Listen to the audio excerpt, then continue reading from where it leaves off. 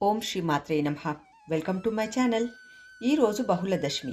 ఈరోజు విష్ణు ప్రీతికరముగా అన్నార్తులకు అన్నదానము చేయించుట మంచిది. కార్తీక పురాణం 25వ అధ్యాయము. దుర్వాసుని శాపము. ఓ రాజా, ఈ సమస్య విడదీయనిదిగా తోస్తోంది. ఇది జన్మాంతకృత పాపమే కానీ వేరేమీ కాదు.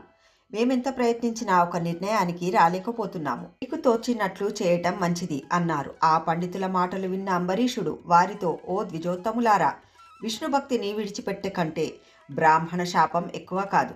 కేవలం మంచినీటిని తీసుకొని పారణ చేస్తాను. నీరు త్రాగినా భోజనం చేసినట్లే అవుతుంది అని పెద్దలు అంటారు. అవున, ఈ విధంగా చేయుట వలన దుర్వాసుడు కోపంతో శాపం ఇచ్చినట్లయితే నేను జన్మాంతరాల్లో చేసిన పాపాల ఫలితాన్ని ఇచ్చిన వాడవుతాడు అని మంచినీటితో పారణ చేశాడు. ఇంతలో దుర్వాసుడు వచ్చి కోపంతో కర్కశంగా, ఓ రాజా, నీకతిథినైన నన్ను విడిచి ఎలా పారణ చేశావు? శాస్త్రార్థం తెలియక ధర్మభ్రష్టుడవయ్యావు. అతిథికి భోజనం పెట్టకుండా ముందు భోజనం చేసిన వారి జన్మ భ్రష్టు పడుతుంది.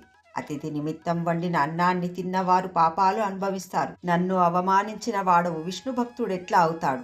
విష్ణు భక్తుడైన వాడు బ్రాహ్మణులను ఎప్పుడూ అవమానించడు. నీలో బ్రాహ్మణ భక్తి లేదు, విష్ణు భక్తి లేదు. నీవు ధర్మిష్ఠుడవని వేషం వేసుకొని ధర్మాలను పాడు చేశావు. నీవు పుణ్యాత్ముల వంశంలో ఎలా పుట్టావనెను.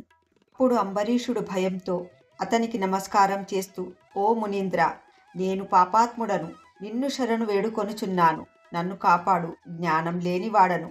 నీవు జ్ఞానుడవు. పాపపుటడుగులో పడిన మా వంటి వారిని కాపాడవలసిన ధర్మం మీది కాబట్టి కాపాడమని అంబరీషుడు ప్రార్థించాడు. దుర్వాసుడే మాత్రం జాలి దయా చూపక తమ ఎడమకాలితో తన్ని శాపం ఇవ్వడానికి పూనుకొని, నువ్వు చేపవు, తాబేలువు, పందివి, వికృత రూపుడవు, మరుగుజ్జువు, కసాయి పనులు చేసే బ్రాహ్మణుడవు, జ్ఞానం లేని క్షత్రియుడవు, దురాచార పారాయణుడవు, రాజ్యార్హత లేని రాజువు, సకల జనులచే నిందింపబడు పాషాండ మార్గమున పోవు వాడవు, క్రూరుడవు అయిన దయలేక బ్రాహ్మణులను చంపే బ్రాహ్మణుడవు అనే 10 జన్మలెత్తుతావని శాపం ఇచ్చెను.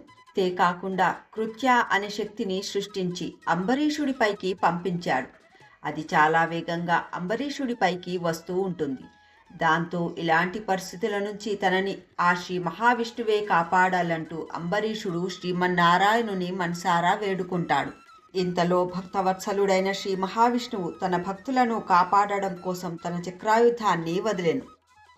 దాంతో అంబరీషుని పూజా మందిరంలో ఉంచబడిన విష్ణు చక్రం సుదర్శన చక్రం యొక్క శక్తిని పొంది ఆ కృత్యను అంతమొందిస్తుంది. అంతేకాకుండా ఆ సుదర్శన చక్రం దుర్వాసుడి వైపు దూసుకు వస్తుంటుంది.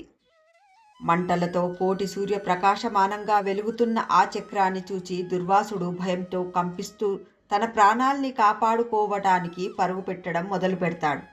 తరుముతున్న చక్రాన్ని చూచి దుర్వాస మహర్షి భూమండలమంతా తిరుగుతాడు. కానీ దుర్వాస మహర్షిని ఎవ్వరూ రక్షించలేకపోయారు.